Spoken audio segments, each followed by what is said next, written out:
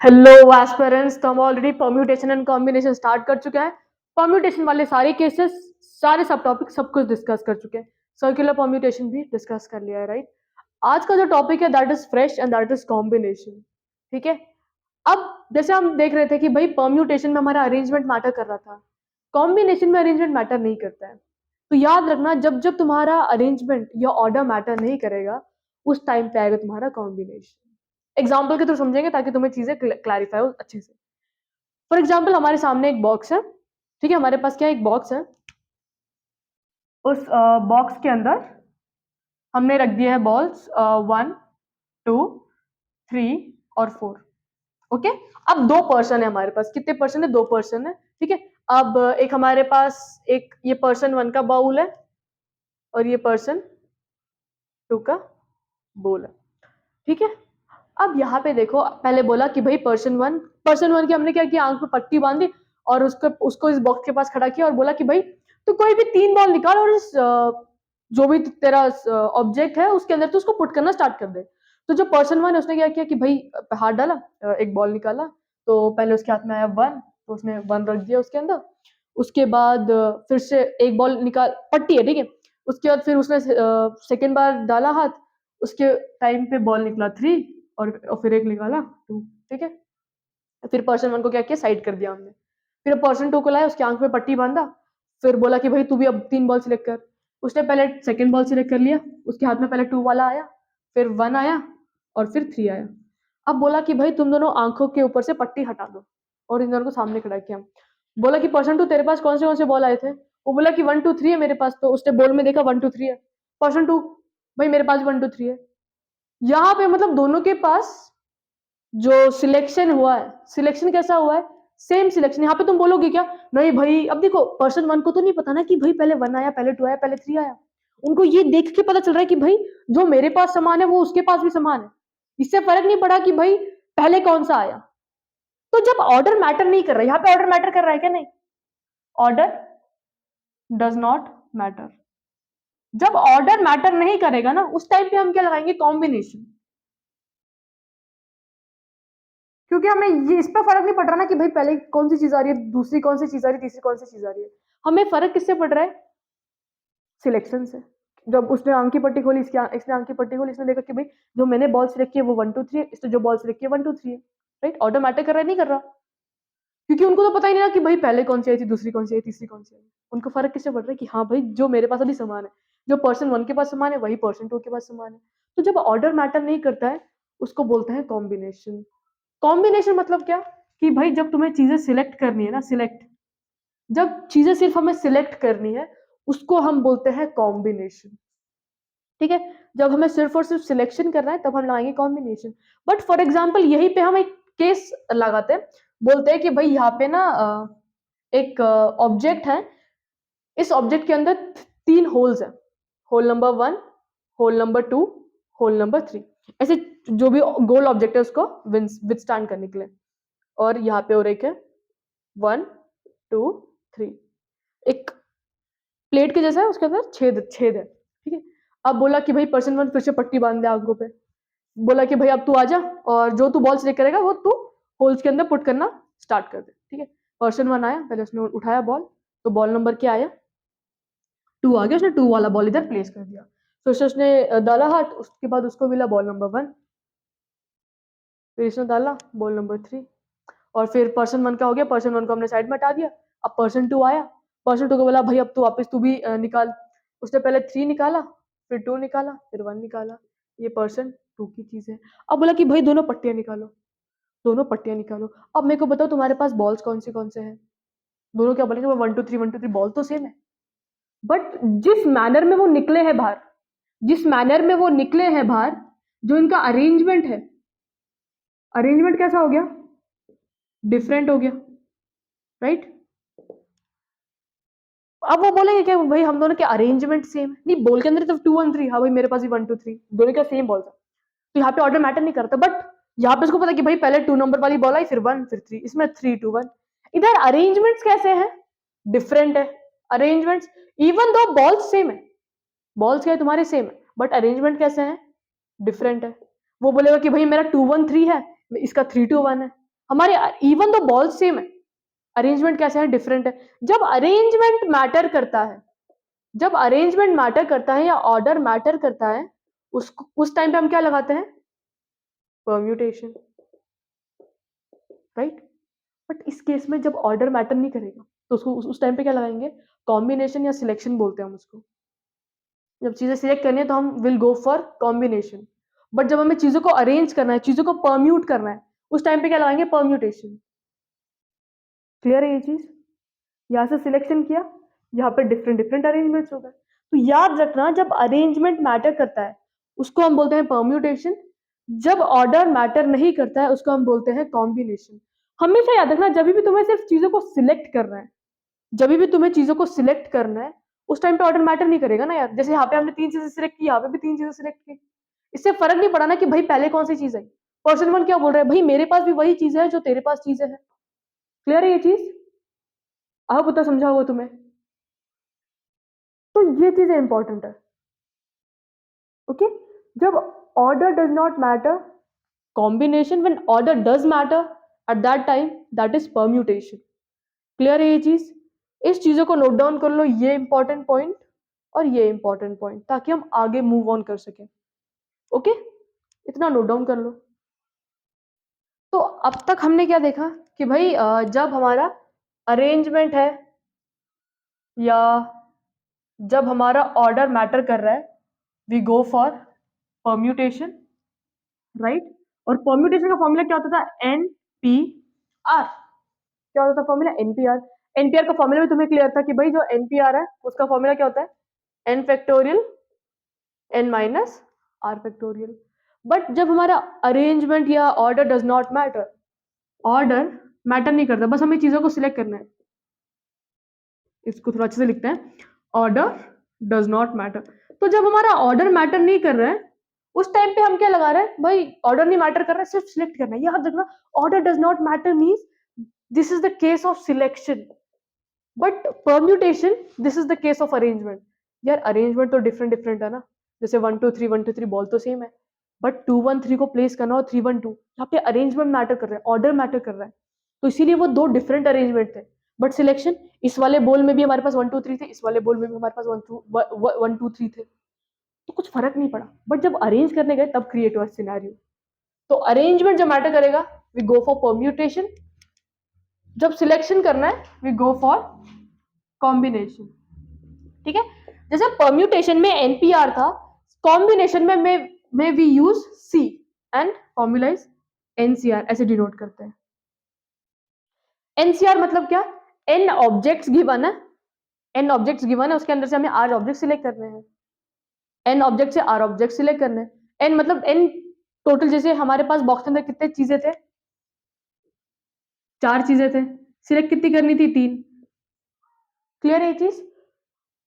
और इसका मतलब क्या है कि भाई 4 में से कोई भी 3 चीजें सिलेक्ट करनी है। इसका मतलब क्या होता है, भाई यहाँ पे 4 में से 3 चीजें सिलेक्ट तो हो रही है, बट उनका क्या हो रहा है, अरेंजमेंट मैटर कर रहा है। ओके, तो एनसीआर का फॉर्मूला क्या होता है, N factorial N minus are factorial are factorial.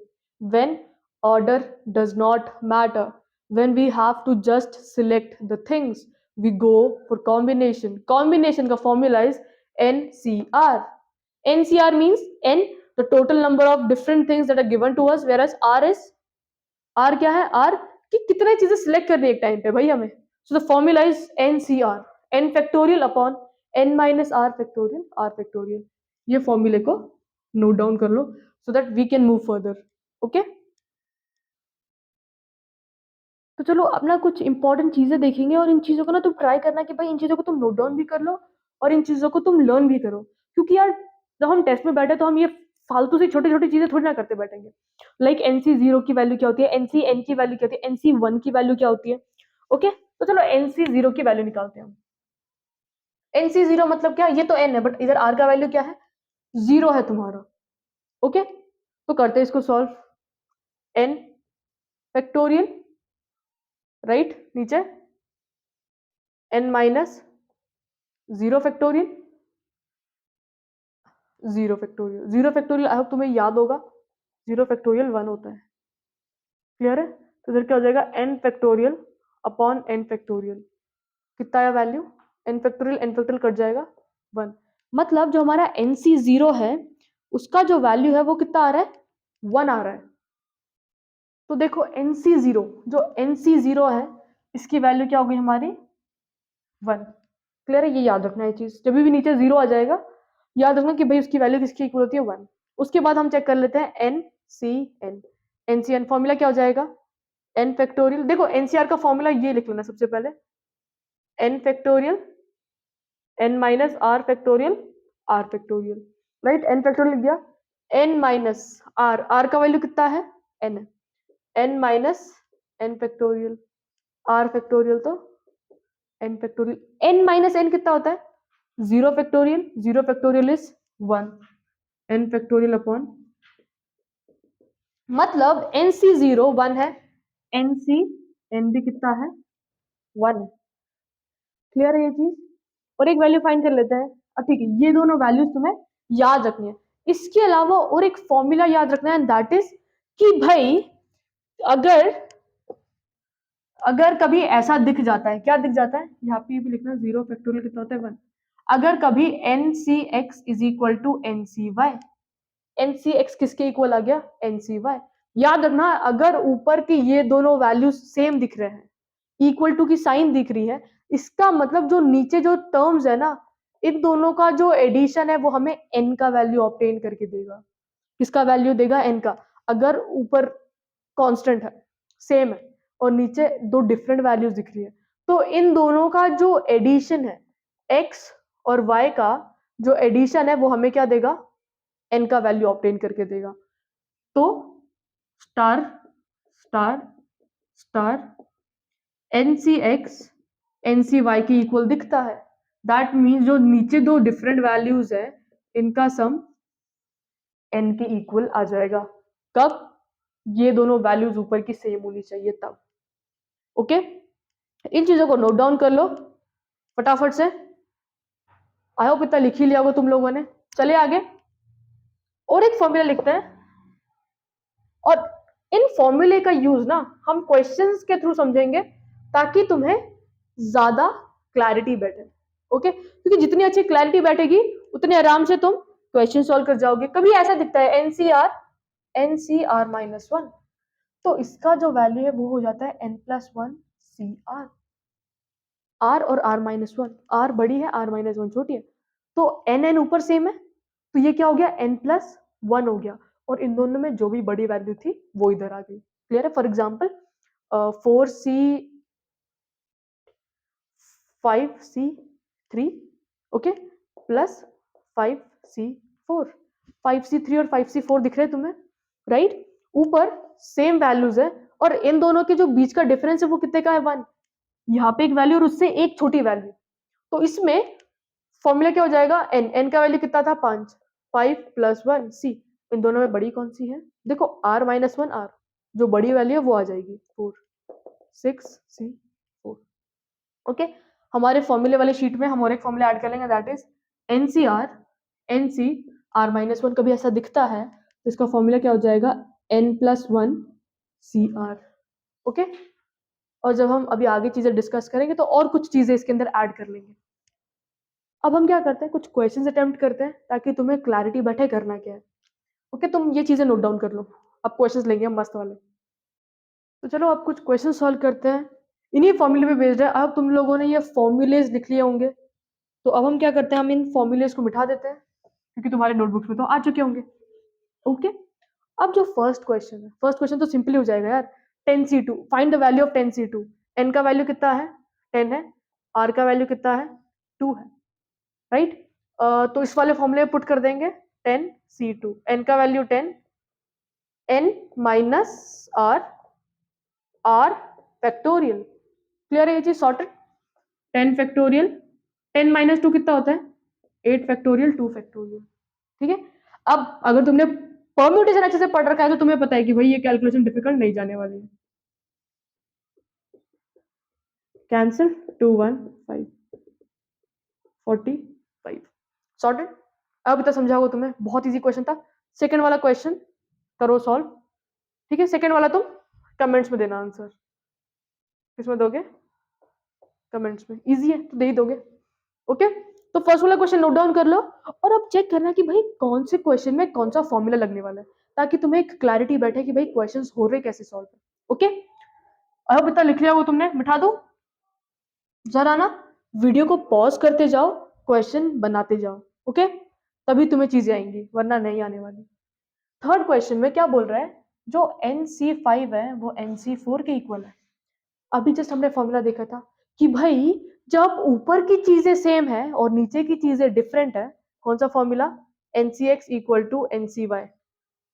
तो ये दोनों का जो सम है वो n के इक्वल होता है। तो यहाँ पे x का वैल्यू कितना है, 5 है, y का वैल्यू कितना है, 4 है। तो 5 + 4 = 9। सो द n का वैल्यू इज 9, राइट। मतलब इसको ऐसे लिख सकते हैं ना, 5 + 4 = 9। n का वैल्यू कितना आ गया, 9 आ गया।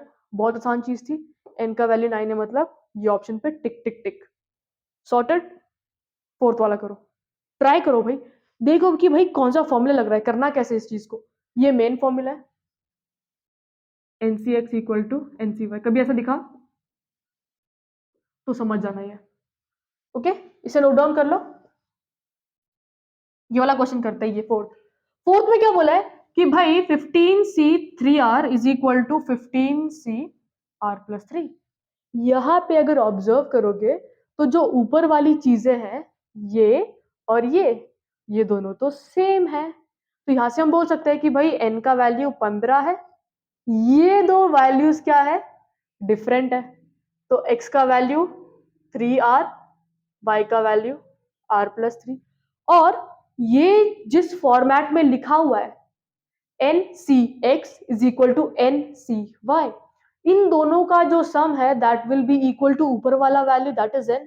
x का वैल्यू 3R है, y का वैल्यू R+3 है, n का वैल्यू 15 है।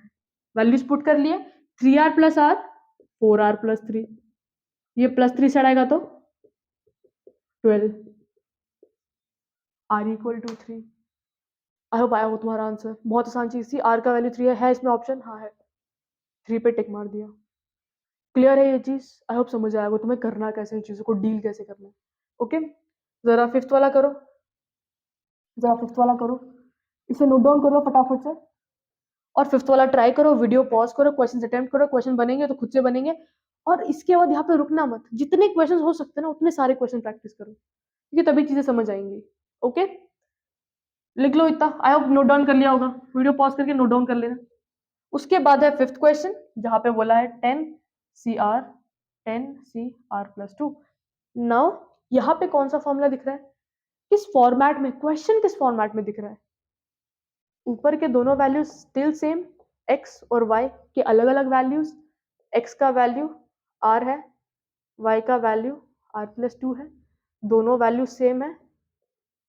तो NCX = NCY, NCX और NCY के फॉर्मेट में है। मतलब यहाँ पे कौन सा रिलेशन अप्लाई कर सकते हैं कि भाई इन दोनों जो नीचे वाले का सम है that is equal to n, R + R+2 = 10, R + R 2R+2 = 10, +2 सट जाएगा तो 8, R = 4। ऑप्शन में है नहीं, ऑप्शन तो नहीं है, ये R होगा, ठीक है। बट आर का वैल्यू थोड़ा फाइंड करना था, उन्होंने क्या बोला भाई फाइंड दिस, मतलब आर का जो वैल्यू है वो इसमें पुट करना है, उसके बाद वैल्यू निकालनी कि भाई इसका ऑप्शन किसके इक्वल है। तो 5CR था, 5C4, आर का वैल्यू कितना आया 4।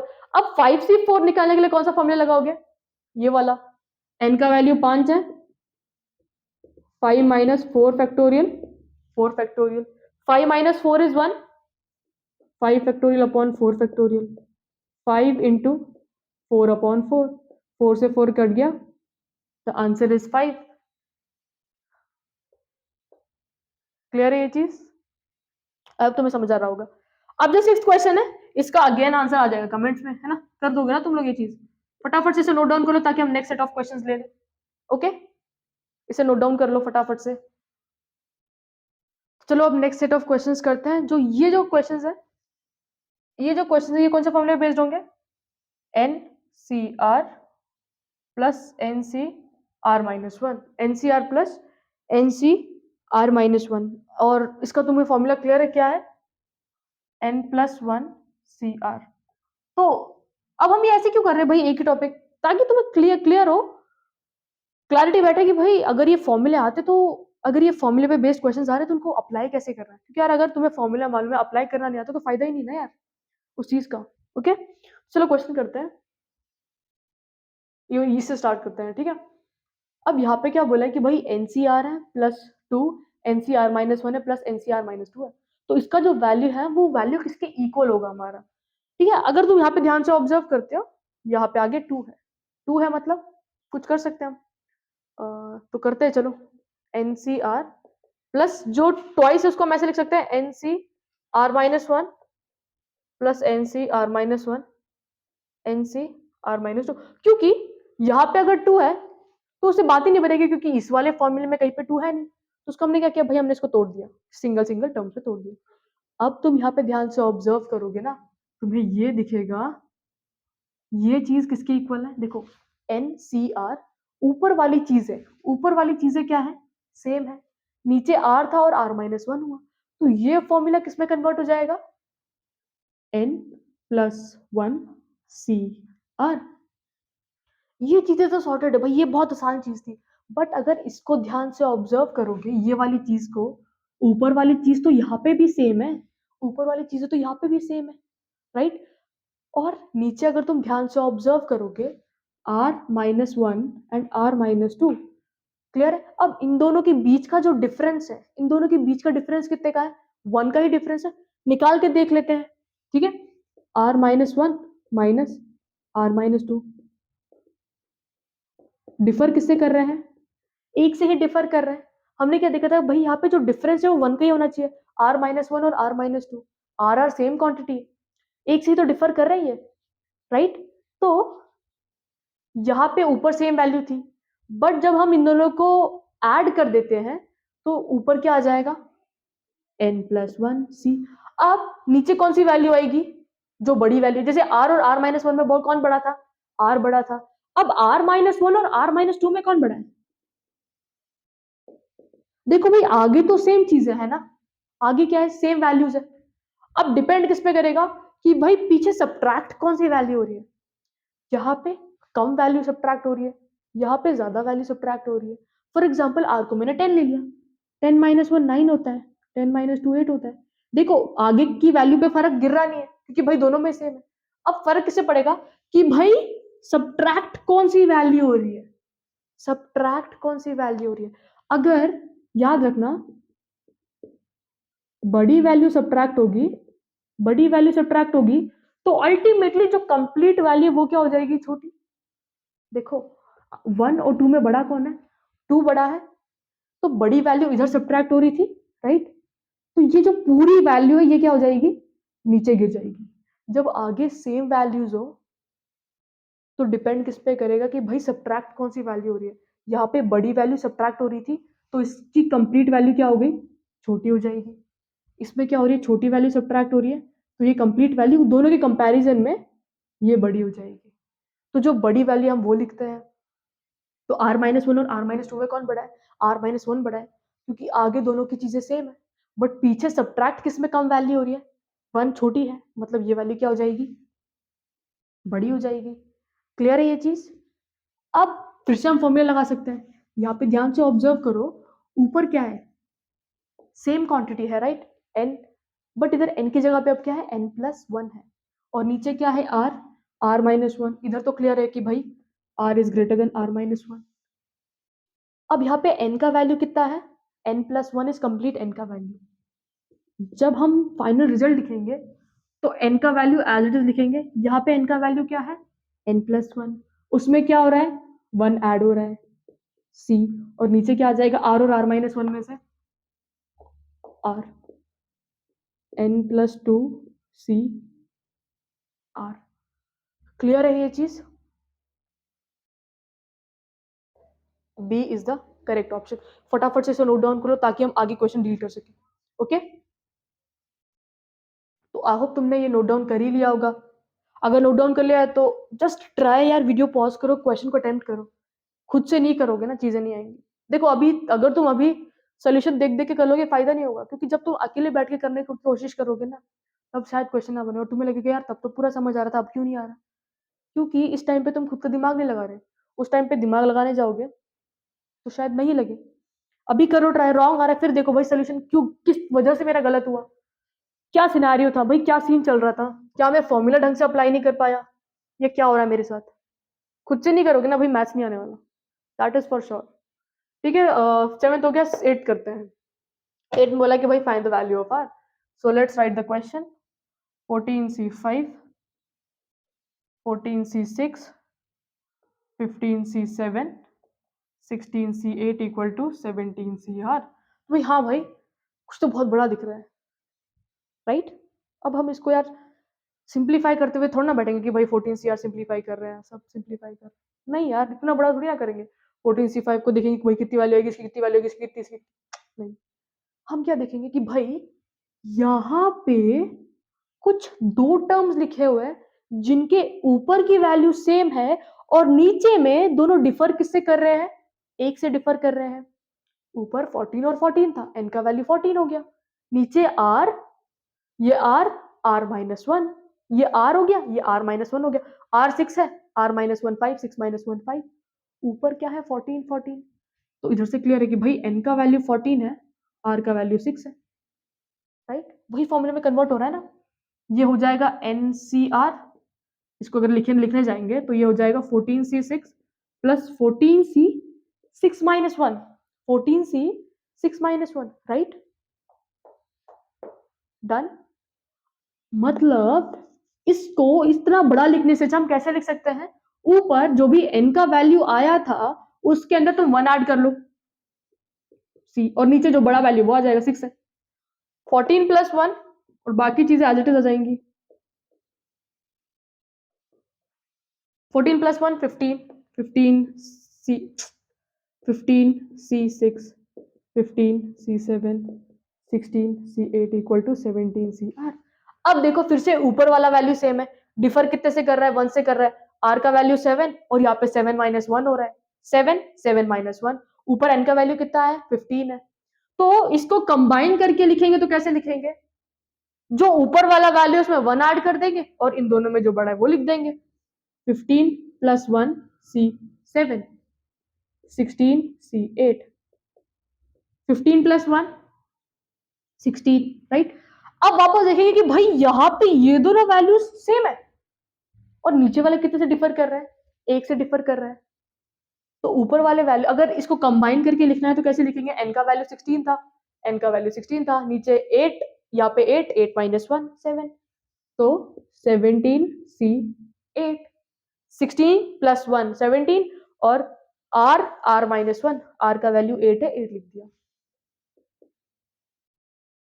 अब कंपेयर करो, r इक्वल टू 8, क्लियर है ये चीज? आई होप तुम्हें समझ आ रहा होगा, राइट? आई होप इतनी चीजें सॉर्टेड है तुम्हें, क्लियर है ये चीज? आई समझ। या तुम ये भी बोल सकते हो कि भाई यार यहाँ पे 8 प्लस आर इक्वल टू 17 होना चाहिए, आर का वैल्यू कितना आना चाहिए उसके हिसाब से 9 आना चाहिए। ये दोनों वैल्यूज ट्रू है क्योंकि तुम्हारे पास और एक फॉर्मूला होता है, that is NCR is same as NC n minus r। 17C8, 17C8 is same as 17C, 17 minus 8, 17C8 is same as 17C9। ये भी एक फॉर्मूला है, वो भी नोट डाउन कर लेना, ओके?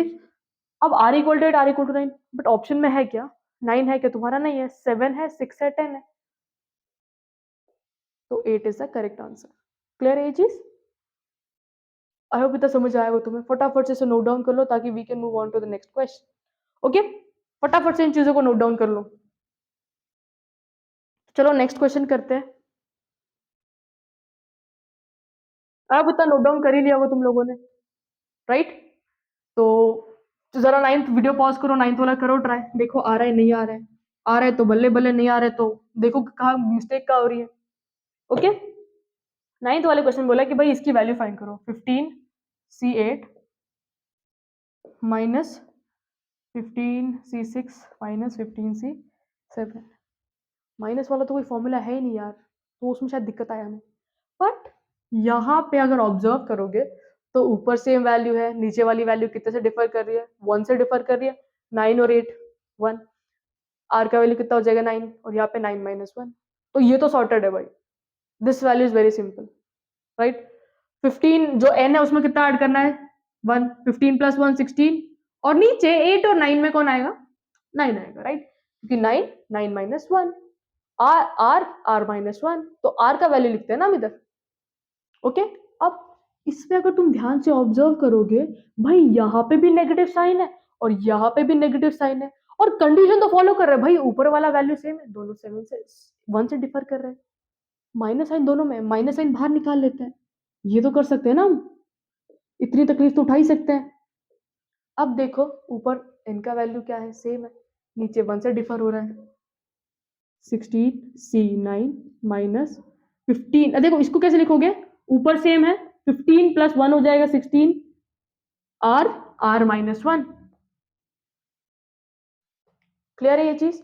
अब इसको पूरा सॉल्व मत करते बैठो, यहाँ पे हमने क्या देखा कि भाई NCR is same as NCN minus R, तो 16c9 है, तो 16 माइनस 9 कितना होगा, 16c9 is equal to 16c7, क्योंकि 16 माइनस 7 है, मतलब this value is equal to this value.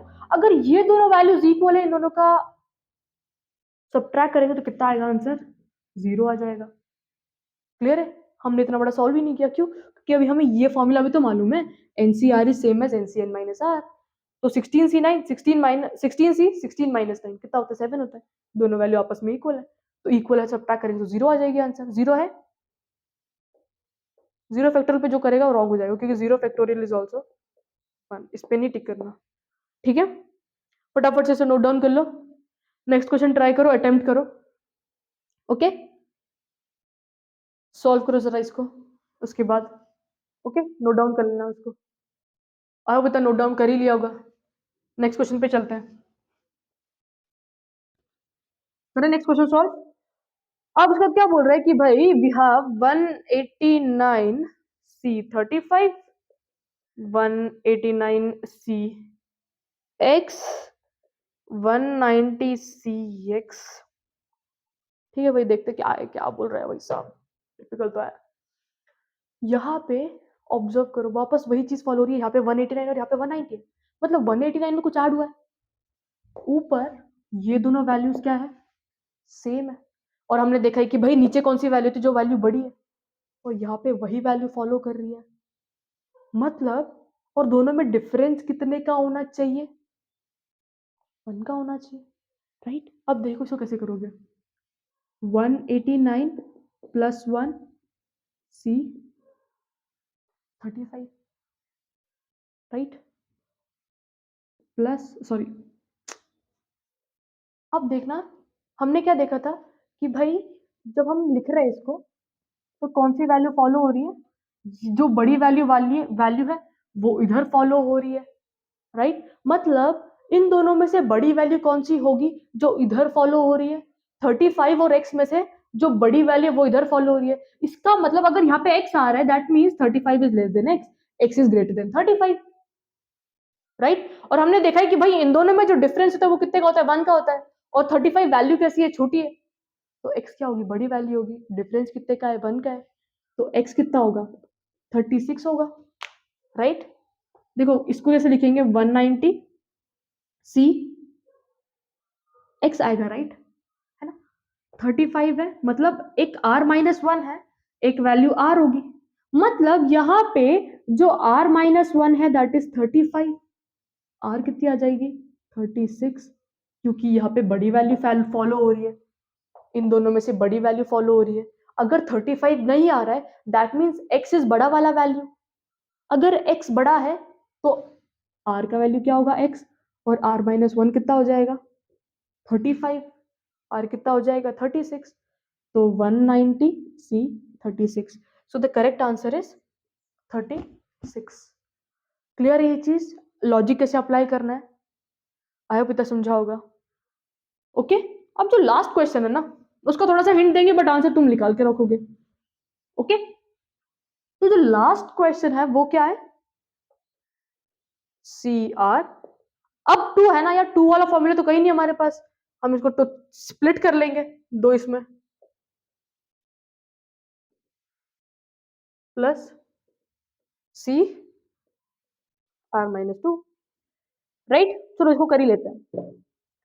अगर यहाँ पे ध्यान से ऑब्जर्व करेंगे तो फॉलो हो रही है कुछ चीजें, n-2 n-2, ऊपर वाली वैल्यू सेम है, नीचे वाली वैल्यू 1 से डिफर कर रही है।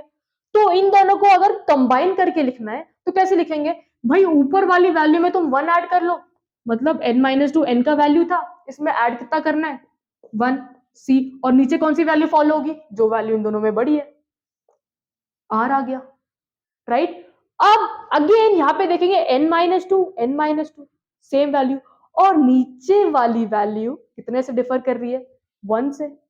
अब तुम यहाँ पे तो बता सकते हो ना कि भाई बड़ी कौन सी होगी, अगर आगे की वैल्यू सेम है, अगर आगे की वैल्यू सेम है तो ये चेक करो कि भाई किस में से कम वैल्यू सब्ट्रैक्ट हो रही है। तो इस वाले केस में, इस वाले केस में, कौन से वाले केस में छोटी वैल्यू सब्ट्रैक्ट हो रही है, 1 छोटी है, 1 सब्ट्रैक्ट हो रही है, मतलब ये कंप्लीट वैल्यू क्या हो जाएगी, बड़ी हो जाएगी, क्योंकि इसके अंदर से ज्यादा वैल्यू सब्ट्रैक्ट हो रही है तो ये छोटी हो जाएगी, राइट। ऊपर सेम है सी, अब इन दोनों में बड़ा कौन है जिसमें से छोटी वैल्यू सब्ट्रैक्ट हो रही है, R minus 1, -2 + 1 -1, right. Same formula आया, n-1 n-1, ऊपर n का वैल्यू सेम है, यहाँ पे n था, अब उधर क्या है n-1, तो अगर इसको इंटीग्रेट, इसको कंबाइन करके लिखेंगे तो कैसे लिखेंगे, n का वैल्यू, n के वैल्यू में कितना ऐड करना है 1, और नीचे जो बड़ा वैल्यू है वो फॉलो होगा, r -1 + 1 cancel, n c r। I hope तुम्हें समझा होगा आज का चीजें, फटाफट से इसे नोट डाउन कर लो, और एक क्विक समराइजेशन कर लेते हैं, समराइज करते हैं चीजों को, क्या क्या पढ़ा आज हमने, ताकि तुम्हें क्लैरिटी रहे कि भाई हाँ ये सारी चीजें हमने कवर की। ओके, हमने क्या देखा भाई, कॉम्बिनेशन में जब ऑर्डर मैटर नहीं करते we go for combination, whereas when order matters we go for permutation.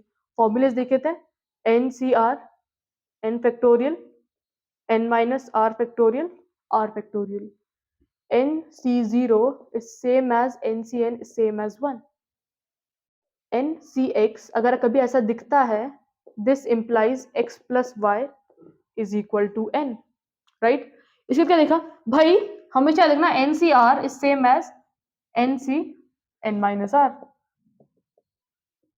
Right. ये फॉर्मूले देखे, इन पे क्वेश्चंस भी सॉल्व कर लिए, और कब भाई ऐसे दिखता है ncr NCR-1, इन दोनों को अलग अलग क्यों देखना है भाई, इन दोनों को साथ में देखते हैं। इनको साथ में देखने का तरीका क्या है, n+1 नीचे r बड़ा वाला वैल्यू, और बड़ा अगर ऐसा रहेगा आगे की वैल्यू सेम है तो मैटर किस पर डिपेंड करेगा कि भाई सब्ट्रैक्ट कौन सी वैल्यू हो रही है, अगर छोटी वैल्यू वैल्यू सब्ट्रैक्ट हो रही है तो ये कंप्लीट वैल्यू बड़ी हो जाएगी, अगर ज्यादा वैल्यू सब्ट्रैक्ट हो रही है तो वो कंप्लीट वैल्यू छोटी हो जाएगी। क्लियर ये चीज। अगर मेरे को बताओ r-10 और r-8 इन दोनों में बड़ा कौन होगा, दोनों की आगे वाली वैल्यू सेम है, पीछे से सब्ट्रैक्ट क्या हो रहा है वो फर्क पड़ेगा। अब सब्ट्रैक्ट 10 बड़ा है या 8 बड़ा है, ऑफ कोर्स 10 बड़ा है, जिसमें से बड़ी वैल्यू सब्ट्रैक्ट होगी, जिसमें से बड़ी वैल्यू सब्ट्रैक्ट होगी वो कंप्लीट वैल्यू क्या हो जाएगी, छोटी हो जाएगी, जिसमें से छोटी वैल्यू सब्ट्रैक्ट होगी वो कंप्लीट वैल्यू क्या हो जाएगी, बड़ी हो जाएगी। तो इसमें बड़ा कौन है,